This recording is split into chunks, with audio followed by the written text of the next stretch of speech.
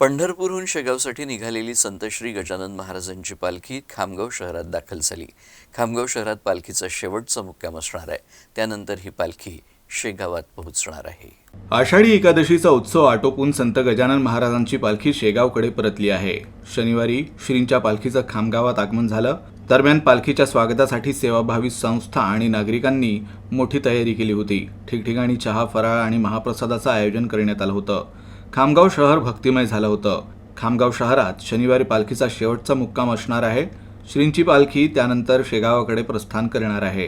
पालखीला निरोप देण्यासाठी शहरासह जिल्ह्यातून लाखो भाविक पालखीसोबत पायदळ वारी करत शेगावात पोहोचणार आहेत.